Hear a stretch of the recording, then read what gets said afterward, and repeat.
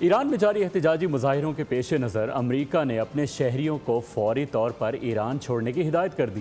آپ کو بتائیں کہ امریکی حکام کے مطابق ملک میں صورتحال تیزی سے بگڑ رہی ہے اور تشدد کے واقعات میں بھی اضافہ ہو رہا ہے۔